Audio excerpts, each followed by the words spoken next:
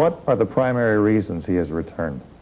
He has come to show humanity how to live together in peace as brothers and sisters of one humanity. He says this is easier than you imagine.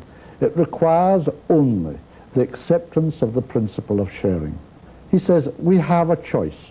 We could go on in the ways in which we're going now, which are leading us to the edge of a precipice and destroy all life on this planet, or accept that we are brothers and sisters of one humanity under the one God, and therefore the food, the raw materials, the energy, the science, the educational facilities of the world belong to everybody and have to be shared more equitably around the world, so that you no longer have what he calls this blasphemy of millions of people literally right now starving to death in a world which is overflowing with food.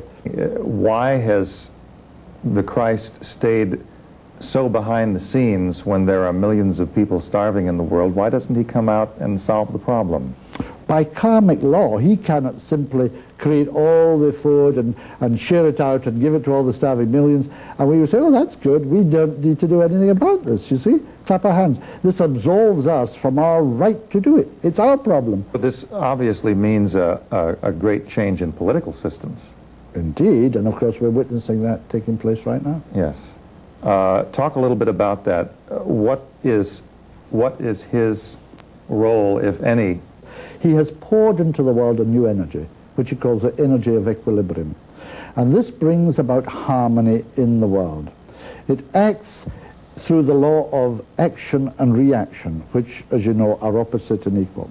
And by its action, its harmonizing action in the world, we will create out of the present violence and tension and discord and unhappy conditions a period of peace, tranquility, mental and emotional poise, and in exact proportion to the existing disharmony, disequilibrium.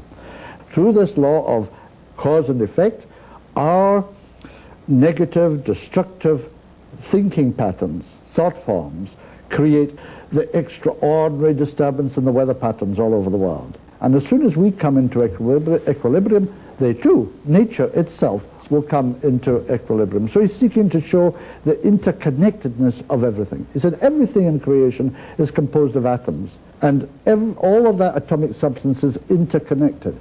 So when you, by your destructiveness, destroy the pattern, the existing cohesive pattern in one aspect of that creation, you set loose a chain of reaction which inevitably causes further destruction in other parts of that creation. For instance, the major cause of the prevalence of powerful destructive earthquakes today and all the loss of life that goes with it is our underground nuclear Atomic testing. And he says every time you destroy the planet, which we're doing, our ecology is totally imbalanced at the moment. We're destroying the very oxygen-producing trees, you know, huge areas every day. He says when you do this, you're actually harming yourself. We have to learn that every harm we do to anything else is a direct harm to ourselves. In thinking about the changes that are happening in the world, people can't help but notice the corruption that is being brought to the surface and certainly being given a lot of airplay by the news media, both in the United States and Europe as well. Does this have anything to do with the stimulus of Maitreya? This corruption is a purification process. As it rises to the surface, it can be resolved. We recognize it for what it is. And more, as people respond to the energies which he pours into the world, this takes place and people grow in awareness. They were aware of corruption before, but their awareness was of a different nature. They simply knew it happened. But now they are aware that it is wrong.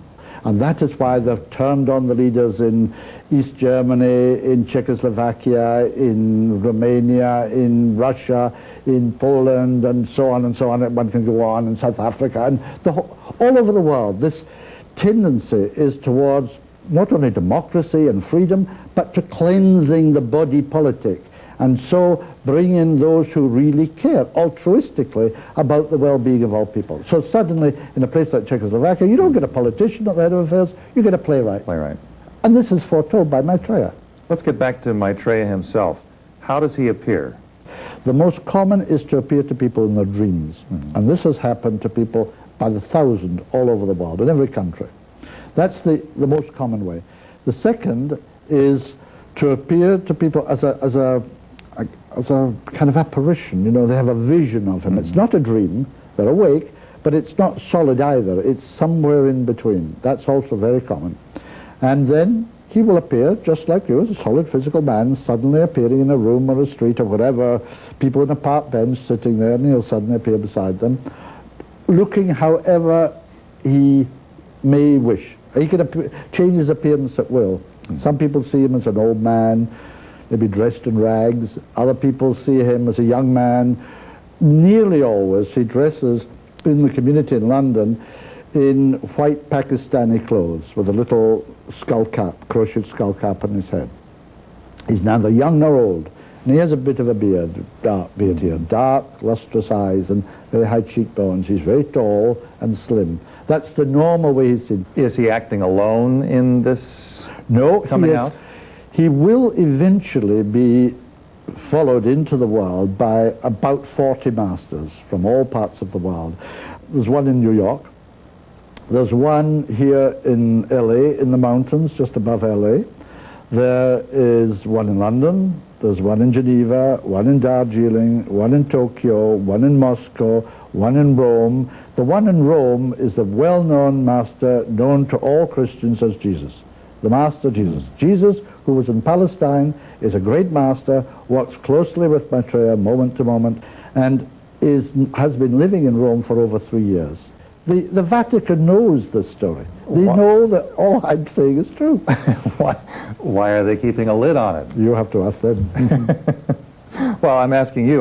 There must be some reason that you're at least partially privy to. We all know that the Roman Catholic Church is probably the most conservative, the most cautious establishment on earth. So for the Pope to come out with this, in fact for any representative of the Vatican to come out with this is as amazing as the coming down of the Berlin Wall. If you've just joined us, we are speaking with Benjamin Creme, who is bringing a message of the reappearance of the Christ, who is not only, he says, Christ for the Christians, but the Messiah to the Jews, the Imam Mahdi to the Muslims, and to some other Muslims, the Messiah as well, Krishna to the Hindus, and the fifth Buddha to Buddhists. Give us average folk a sense of what the mission is and what role we have to play in it, because I assume that they're not just going to wave a magic wand. Absolutely not. We have to change the world. And of course we're beginning to do that. All that we're seeing in the last couple of 3 years is an ending of the Cold War, an ending of war on a world scale itself. War now is impossible. There will not be a third world war. Impossible how? Impossible.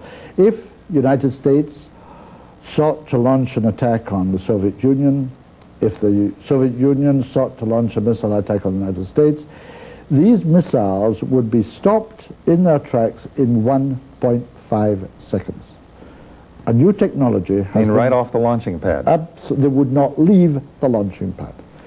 There are scientists in the Soviet Union and in the United States, and this is known to the governments in each country, who have been given the beginnings of a new technology, which Maitreya calls the technology of light.